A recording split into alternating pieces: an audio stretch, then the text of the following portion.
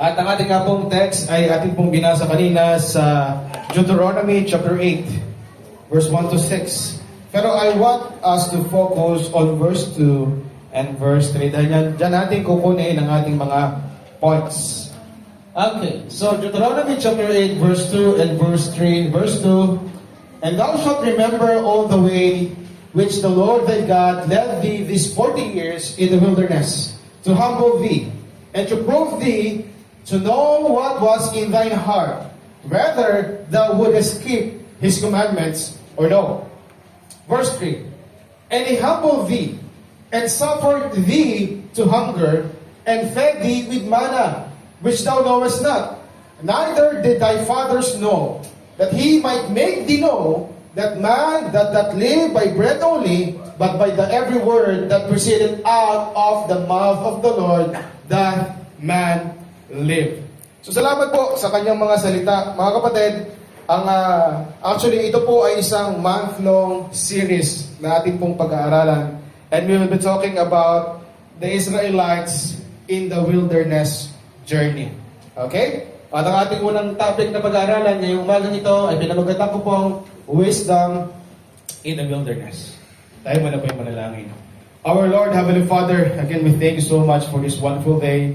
Salamat po sa privilege na makatayo po muli at mangaral ng iyong mga salita. At salamat po sa biyaya at patuloy na habag. Panginabatin niyo po ang inyong lingkod at away gamitin niyo. Bati sa rin po, Panginoon, kayo po magturo for your Holy Spirit. At wala pong taas, walang maluwalhati, makakuha ng gloria, kundi kayo lamang. Ito po, isang dalangin namin. In Jesus' name, Amen and Amen. Okay, so naisip ko po mga kapatid, this April ay magkaroon tayo ng isang series. Ano po? This month, I would like to invite you to the sands of the wilderness with the Israelites. Okay? Para sa kaalaman po ng mga hindi pamilya, kung may mga bago na hindi pa ito alam, this was the journey. This journey actually begins from the book of Exodus, na umabot po yan ng 40 years trial, triumphs, and transformation. Hanggang sa makarating po sila sa Promised Land or Canaan. Okay? At yan po, ang sako po ng aklat na yan ay Exodus, Leviticus, Numbers, Deuteronomy. Okay, so makikita nyo, magpapatuntalan tayo ng mga details sa mga books na yan. Okay? Listen, mga kapatid, yung sinabi kong journey na yun, hindi lang po ito isang physical journey from Egypt to the Promised Land. It's also some kind of spiritual preparation. Where God taught His people many, many lessons. Ngayon, with that, let me start with this introduction. Actually, iniisip ko kung gagawin ko itong introduction, kasi baka mabunyag na sobrang tanda ko na. Sino mo nakakalam ng cartoons na ito? Ano po yan? No, naku, tanda ko na nga. Yan po ay Nojako. Okay. Yan po ay na-show 2001 to 2002 po yata. Okay, so tagal na po 2001 to 2002. So, bakit ko naman yung ginamit na example? Mga kapatid, actually kasi, bigla ko lang siyang naalala, and then may naalala akong lesson sa kanya, so hinala ko sa YouTube yung last episode, at na-confirm ko, ay oo nga, yun nga pala nga yung ending nun. Okay, ito po. Yan po ay 2 years na na-air po sa GMA. Yan po ay about 70 plus episodes. Ang plot po ng story ng cartoons na yan, ng anime na yan, is to find the greatest treasure in the whole universe. Yun po yung plot. At yung ending, mga kapatid, nakita nila yung treasure chest. Ginalugad nila ang buong universe, natagpo nila yung treasure chest. At pagbukas nila, walang laman. Walang laman. Siyempre, dismayado sila. Tapos may nagsalitang boses mula doon sa treasure chest. At ang sabi, natuklasan nyo na ang pinakamagandang kayamanan sa kalawakan. Okay? Tapos sabi ni Mojako, well, hindi pa! Okay? Walang laman ang treasure box. And then the voice replied, ang kayamanan na ito ay matagal mabuo. Kayamanan na pag meron ka, kaya mong ibigay sa lahat. Isang kayamanan na hindi basta nakikita ng mata. Wala nyo kung ano yung kayamanan na yan. Wala nyo. Tama. The power of friendship. Okay. Kasi nga po, ang kwento kasi, nagsimula po na parang may mga magkakalaban sila, competition, rival. Pero pagdating sa dulo, para lang sa paghahanap ng kayamanan yun, nagtulong-tulungan sila. So natagpuan nila ay hindi kayamanan, kundi mga kaibigan. Na parang dating, mas higit pa sa kayamanan. Okay? Well, nung bata ako, syempre, tuwa ako sa lesson na yan. Okay? Tuwa-tuwa po ako dyan. Pero nung tumanda ka na, parang nakakatawa na siya. Ayan. Okay. Nevertheless, bakit ko po yung ginamit na illustration? My point in this lesson is just like that anime. Ano pinakikita po nung lesson nung anime? It gives the idea that the journey is as much as important as the destination. Tama? Hindi lang mahalaga yung goal. Pagka nilampasan mo ang lahat ng mga itinuro sa iyo para doon sa goal, sayang yung goal. Right? Kung wala kang natutunan. Halimbawa, nakita nga nila yung treasure chest. And yet, sila magkakaaway pa rin. Walang kwenta. Wala talaga sila na kayamanang nakuha. Okay? With regards sa mga Israelites sa wilderness, malinaw kung ano ang destination. And that is Canaan. Which is we call the Promised Land. Be reminded, mga kapatid, kaya sila pinalaya sa Egypt dahil may pagdadalhan sa kanila ang Panginoon. At ang gusto kong makuha ninyo sa pag-aaral natin ngayon is not that the blessing ay nasa dulo pa. Mapatid, ang blessing pagdating sa buhay pananampalataya ay hindi ang langit pa. Okay? Baka inisip nyo, blessing kasi palangit. Yes, that is true. Pero hindi ka lang matatawag na blessed pag ikinasa langit na. Kahit tayo po ay nandito pa lamang, we are called blessed na. Kundi habang iniintay natin ang dulong yon, ang mga wisdom sa paglalakbay ay kayamanan na dapat nating ipagpasalamat. Deuteronomy chapter 8 verse 3, our first point. Sabi dito, He humbled thee, suffered thee to hunger, and fed thee with manna, which thou knowest not. Our first wisdom, point number 1. The God who promised the land will provide the need. The God that promised the land will provide the need. Mga kapatid, sa wilderness, yan po ay isang barren place. No instant food, no scarce ang water supply, no map, no GPS, no protection, para sa mga weather condition, no certainty kung ano ba ang kanilang kahaharapin sa kinabukasan. Please be reminded, this is the first time, tandaan nyo this is the first time na ang mga Israelites na ito ay nakalabas ng Egypt. Tama? Di ba? Ilang taon silang alipin. And then first time nilang lalabas ng Egypt at ngayon lalakbay na sila. They are in a unfamiliar territory. Doon sanay sila sa labor kasi sila po yung mga slave workers sa Egypt. Pero hindi sila sanay na maglakbay ng malayo. Pero kahit ganoon, sabi ng ating talata, hindi sila pinabayaan ng ating Panginoon. He fed them with manna, which thou knowest not, na hindi nila nalalaman o hindi nila naiintindihan. Okay? For us to understand yung context nito, mga kapatid, puntahan mismo natin yung event kung saan ibinigyan sila ng Panginoon ng manna. Exodus chapter 16, verse 4 and verse 15. Basahin natin. Then said the Lord unto Moses, Behold, I will rain bread from heaven for you, and the people shall go out and gather a certain rate every day, that I may prove them whether they will walk in the law or no. Jump tayo sa verse 15. And when the children of Israel saw it, they said to one another, It is manna. Na ibig sabihin, ano kaya ito? Yung po yung ibig sabihin ng manna. Okay? For this was not what it was. And Moses said unto them, This is the bread which the Lord had given you to eat. Okay? So, hindi sila ginutom ng Panginoon sa isang desierto, sa wilderness. Okay? Meron pa rin silang nakain na tinapay. Okay? So, biyaya ng Panginoon na talagang nag-provide ang Panginoon ng kanilang kakainin. Pero ang problema, sila po ay nanawa sa banmi. Naganap sila ng karne. So, anong ginawa ng Diyos? Numbers chapter 11, verse 31 and 32. Look at this. And there went forth a wind. Kanino? From the Lord. At anong daradali ng hangin?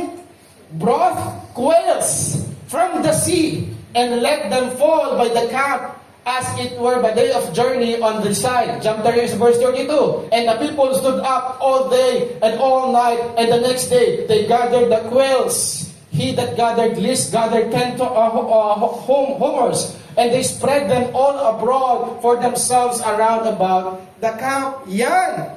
Meron na silang mga quails, may karne ng ibon. Okay, so, pagdating sa bahaging yan, okay, may tinapay na kayo makakain. Naghanap sila ng karne. Binigyan ng Diyos ng karne, ha? Mula sa dagat, humangin. Siguro ipo-ipo ito kung uwan. Tapos naglaglagan po ang mga quails sa kanilang camp. Eh, paano naman po, Panginoon, paano naman po ang panulak? Yan. Saan naman kami iinom sa desyerto? Well, okay. Sabi ng Panginoon, Exodus chapter 17, verse 6. Behold, I will stand before thee there upon the rock of Horeb, and thou shalt smite the rock. Sabi niya kay Moses, and there shall come water out of it, that the people may drink. And Moses did in the sight of the elders of Israel. Anong ginawa ni Moses? Pinupok po yung mato sa Mount Horeb.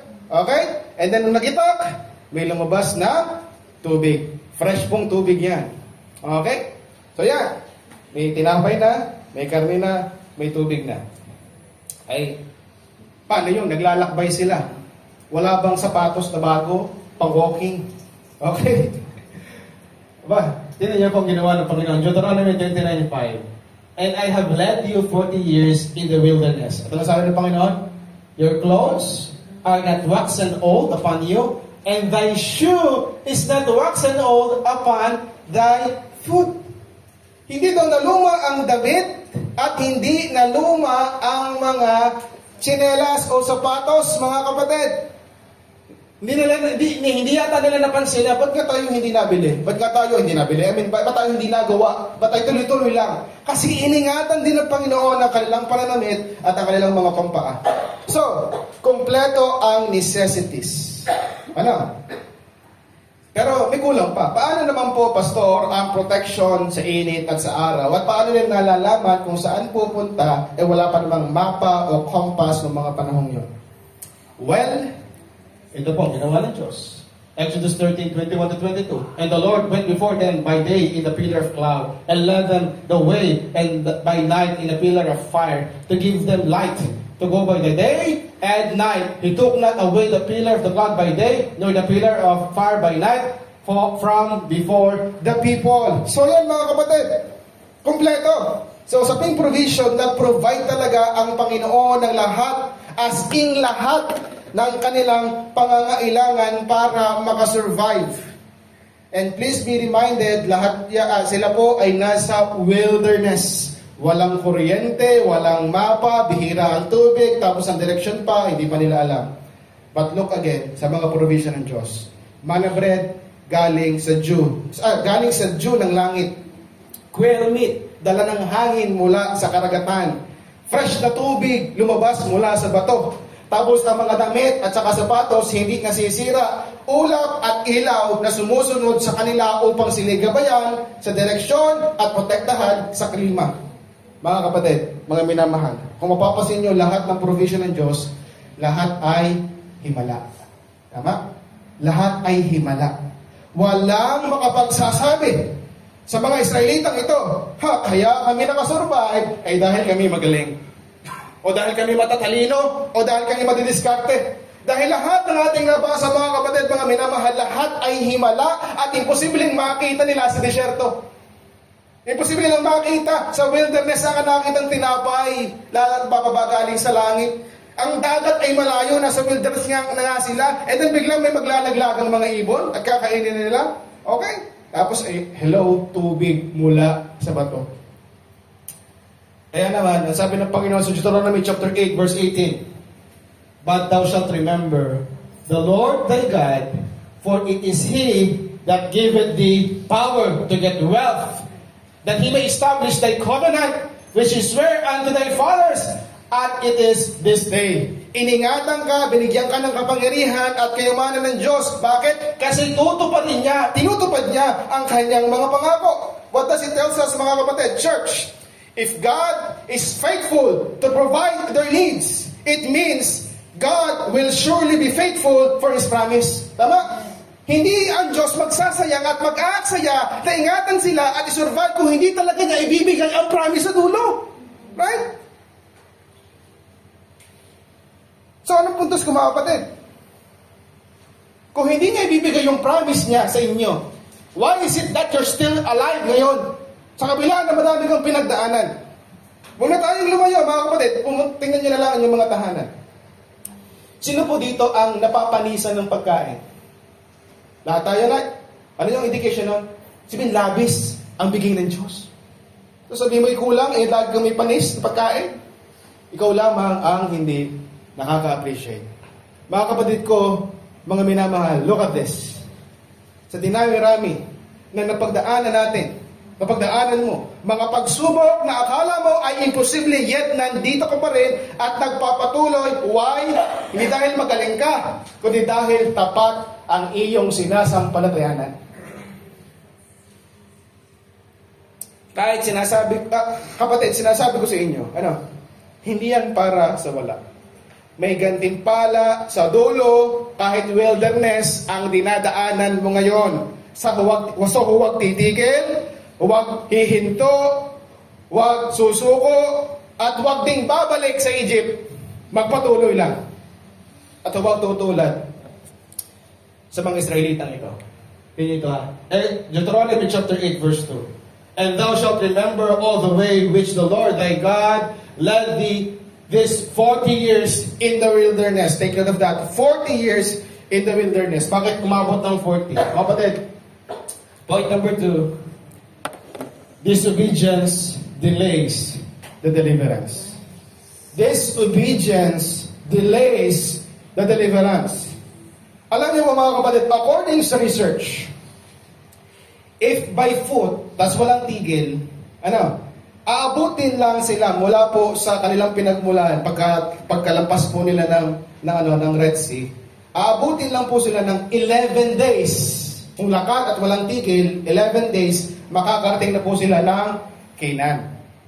Okay? Pero kung isasama natin ang pahinga, tapos i-assemble pa ang tabernacle, tapos may mga pakikipaglaban pa sila, syempre sila yung mga tao lang na napapagod din, tama?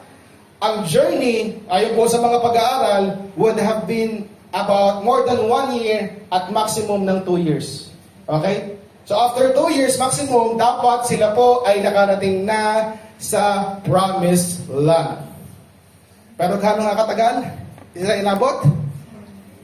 40 years! As in 40, nadili sila ng 38 years. Why? It was because of their disobedience. Kaya ang journey ay turned into a generation-long detour. Okay? Actually, mga kapatid, sa kanila pa lang pong pinakaunang pit stop, which is the Mount Sinai. Okay? Alam nyo na po siyempre ang nangyari. Ang nangyari doon, ang mga Israelites ay nag-form ng graven image of the golden calf. Okay? Yung gintong guya. At ginawa nila, ito'y sinamba at ginawa nilang Diyos. At ang malalapan nito, mga kapatid, ito po ang statement nila nung ginawa nila yung golden calf. Exodus chapter 32 verse 4. Sabi dyan, and he received them in their hand and fashioned it with a graving tool. After he made the molten calf, and they said, tingin po ang pananalita, this be thy gods. Yung golden calf, ito ang inyong Diyos o Israel. Na ano? Which brought thee up out of the land of Egypt. Grabe, ito ang inyong mga Diyos o Israel na nagsampa mula sa inyo, mula sa lupain ng Ehipto. Just imagine, mga kapatid, imagine God hearing these words. Grabe. Take note, anong chapter yan? Chapter 32. So yung Red Sea crossing tapos na, yung pillar of clouds and fire tapos na, yung manna bread tapos na, yung quail meat tapos na, yung water po na galing sa bato tapos na. Lahat yun naranasan na nila. And yet, kanino lang ibinigay ang glory? sa isang gawa-gawang gintong Diyos-Diyosan. Grabe ano. Kung inyong nabasa na ang kwentong yan, napakapalad pa po nila. Kasi ang consequence lang naman po ng galit ng Diyos, actually, kung tutusin, dapat uubusin na silang lahat, papatay na. Parang ang ginawa na lang, verse 28, and the children of Levi did according to the words of Moses and fell of the people that day 3,000 men. Sipin nyo, sa milyong taong yun, ang namatay lamang 3,000. Yun lang yun. Yun lang yung naging pambayad. Nakapagtiis pa ang Panginoon sa kanyang galit. And pero verse 35, ito yung naiwan. And the Lord plagued the people because they made the calf which Aaron made. Yan. So mga kapatid, tapos sa chapter 34, kinailangan po uling bumalik ni Moses sa Mount Sinai para i-renew ang covenant. So mga kapatid, doon pa lang sa first pit stop nila, ang dami ng delay. Ang dami ng delay. Pero ito po talaga ang specific na dahilan kung bakit naging mahaba pa ang delay. Numbers chapter 14 verse 23.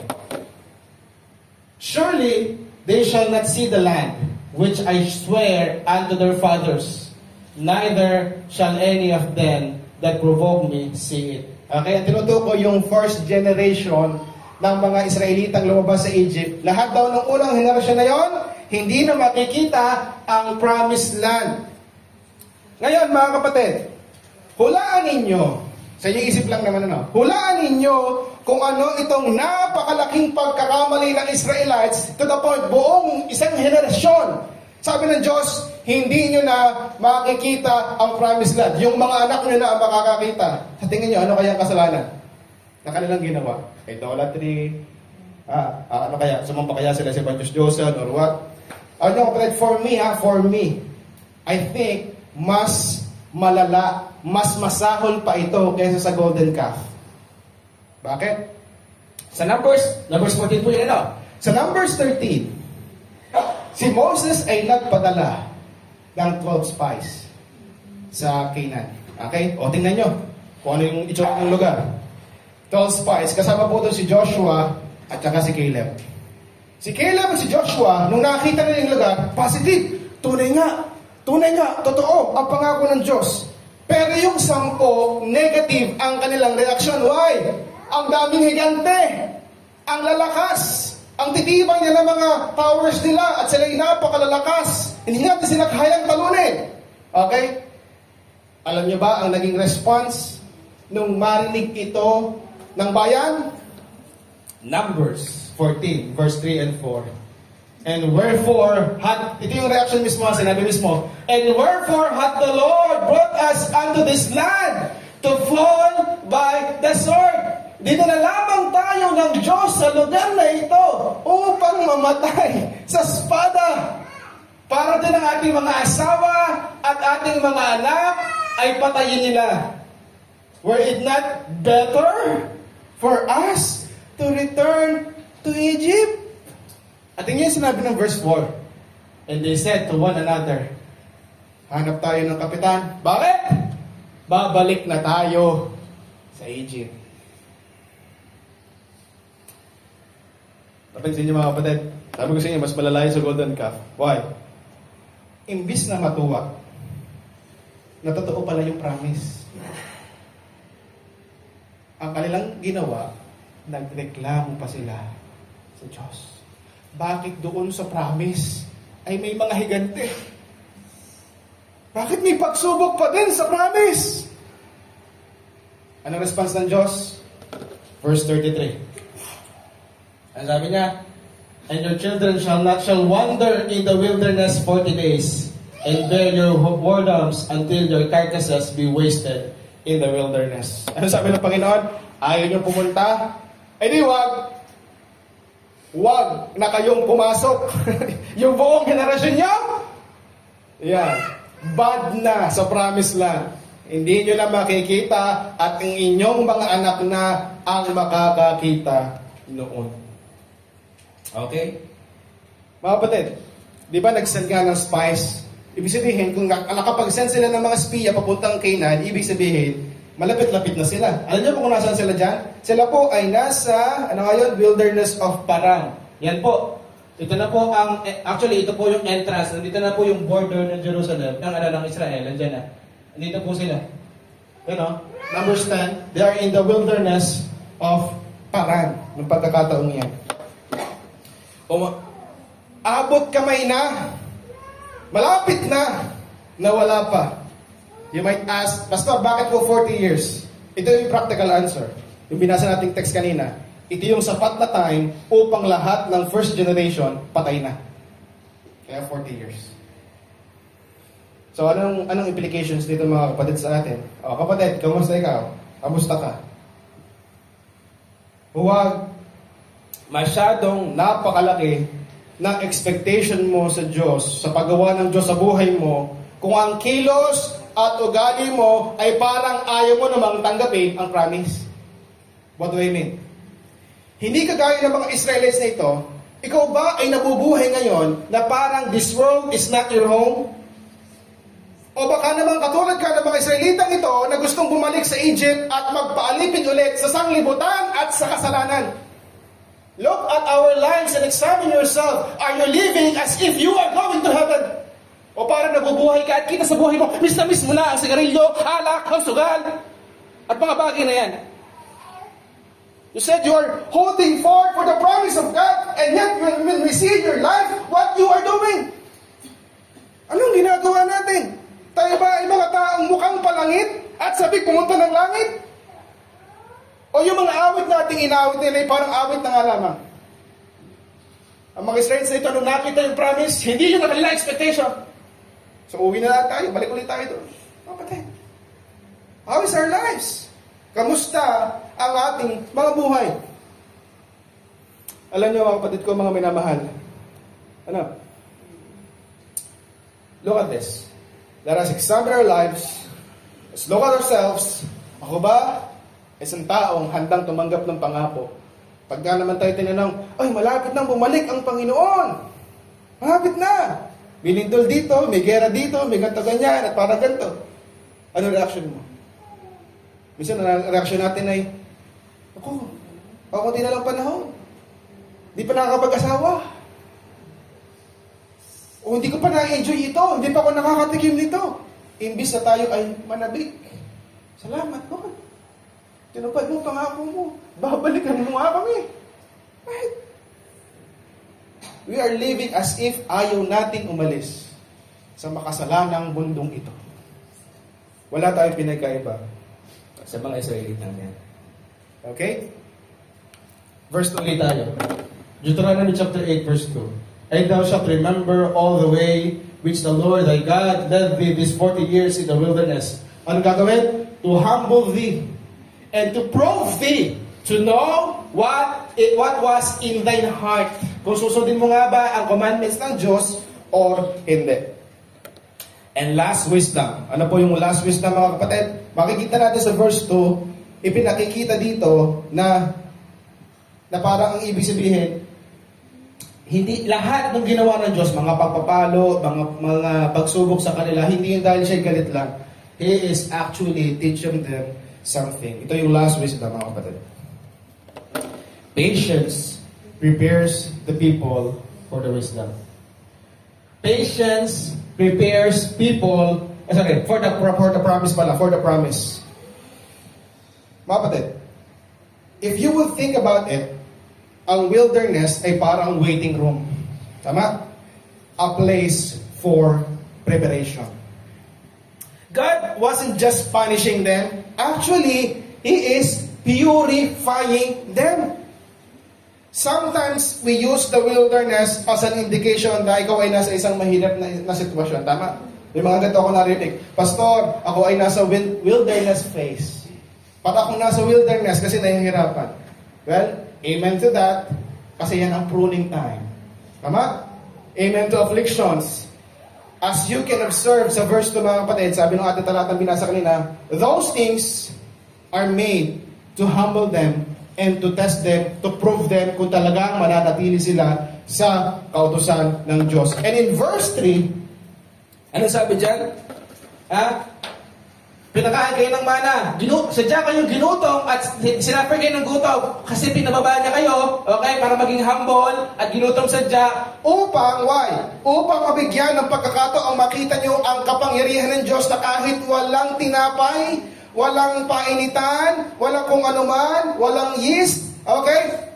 Walang wheat, kaya magbigay ng Diyos ng tinapay. Anong pinakikita niya? Anong gusto niya ituro? That He might make thee know that man doth not live by bread only, but by every word that proceeded out of the mouth of the Lord. That man live. Mga kapatid, anong ibig sabihin ng Panginoon dyan? He did all those things, especially yung mana, for them to realize kung bakit sila nakasurvive. It's not just because of the physical necessities na kanyang pinrovide, but most especially dahil ng kanyang spiritual guidance. Okay? Inaayos kayo, hinahambol kayo, inaalis ang yabang, inaalis ang pagmamalaki, inaalis ang katigasan ng ulo, inaalis ang katigasan ng puso, at inaayos ang buhay at pinakikita na ang tunay na yaman, kahit ikaw ay nasa wilderness, mapapatunayan mo na ang Diyos ang pinakamahalaga. Kasi pagdating mo sa promised land, kapag nakita mo na ang mga baka, ang mga bahay, ang mga baboy, ang mga pulot, at ang mga gatas, doon ka na mag-focus at sabihin mo, yes, ito ang yaman. No! Kundi makita mo bago ka palang pumunta doon na ang yaman natin hindi langit. Ang yaman natin, mga kapatid, ang price sa langit ay hindi ang langit, kundi ang Diyos mismo. Hindi po sabi dito sa kriminal na nakapako sa krus, nung yung naligtas, ngayon din, kakasamahin kita sa paraiso. Bakit hindi sinabi, ngayon din, papalangit ka na, ngayon din, ikaw ay tiyak na sa langit pupunta. Hindi yun na sinabi. Ang sabi, ngayon din, kakasamahin kita sa paraiso. Tingnan nyo? Anong ibig sabihin ng Panginoon doon? Hindi ang premyo ay yung paraiso. Ano yung premyo? Kasama mo ako doon. Alam niyo kung bakit may mga pangarap tayo dito sa lupa na hindi natutupad? Alam niyo kung bakit? Katulad ni Asaph, even though we strive to be this and that, para nakikita mo, mas pinagpapala pa rin ang masama.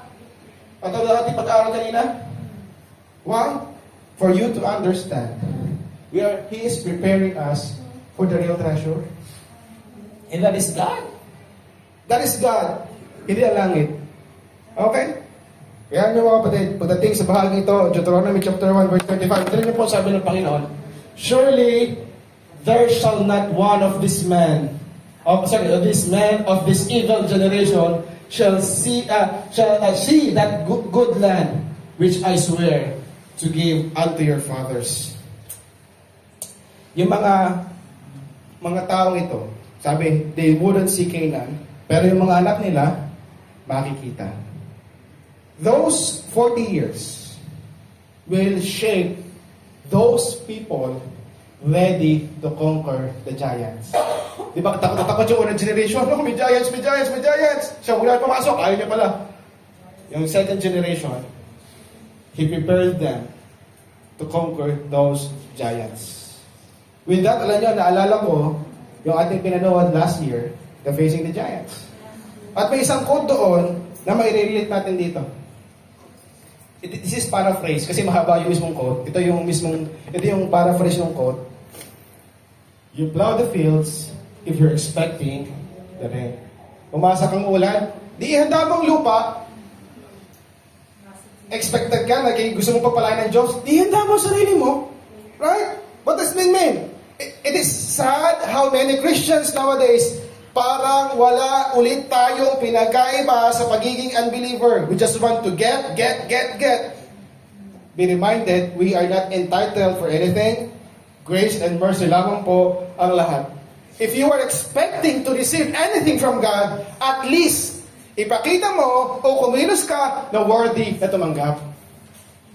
You are expecting talaga that God is a good God and a blessing God. Ano po? Are you prepared for heaven? I'm not speaking of salvation. Hindi ang tanong ko kung kayo palangit na. At tinutukoy ko, are you prepared? At tinutukoy ko yung preparedness mo pagdating doon. If tamad kang mag-worship sa lupa, if tamad kang makinig, mas entertainment pa sa iyo yung cellphone kaysa sa preaching, mas gusto mo pa ang mamasyal kaysa pumunta sa simbahan, sinasabi ko sa iyo, baka maboring ka sa langit. Kasi wala tayong gagawin doon kundi mag-worship lamang. Handa ka na ba? Baka pagdating mo sa pintuan, oy, wala palang wifi dito. Ay, doon na lang ako sa baba. Masaya doon. Are you prepared for that day? Na wala talaga tayong enjoyment, kundi si Kristo lamang. Kung dito sa lupa, umay ka na, anong gagawin mo sa langit? Alam nyo, before Moses passed his leadership to Joshua, may napakahalagang paalala sa kanya, si Moses. Deuteronomy 31 verse 6. Be strong and of good courage. Fear not, nor be afraid of them. At tinutok kay giants. For the Lord thy God, He it is that go with thee. He will not fail thee, nor forsake thee. As if Moses is saying, Joshua, kung meron mang pinaka-makapagpapatunahin ng mga bagay na ito, ikaw yon. Why? Joshua and Caleb is part of the first generation. Sila lang po yung hindi namatay sa first generation. Okay? Kung meron mang pinaka-nakakaalam nito, Joshua, ikaw yon. You witness it all mula pa sa simula. Kaya ngayon, nasa border na tayo ng Canaan. Ngayon ka pa ba mawawala ng tiwala? Alam mong hindi kanya iiwan. Kaya mga kapatid, imbis na mag-murmur ka ngayon, gaya ng mga Israelites dahil may problema, huwag mong sayangin ang mga bagay na yan. Matuto, lumago, mag-mature, at lalong palalimin ang relationship sa Diyos. Kailan tayo pinaka-nahaba ang panalangin at minsan naiyak pa? Pagka masaya ka, pag okay ang lahat, hindi ka sa tuwing parang alam mong wala ka nang ibang makapitan kundi ang Diyos lamang, right? So, ibig sabihin, may blessing pa rin kahit sa problema, why? Doon yung pagkakataong pinakamararamdaman mo na tunay ang panalangin mo. At tunay yung presensya ng Diyos. So, don't take that for granted. Because God is plowing you, preparing you for the rain. As the hymn says, there will be showers of blessings. Salamat po sa Panginoon. Wisdom from the wilderness. The God who promised the land will provide the need. Disobedience delays the deliverance, and lastly, patience prepares people for the promise.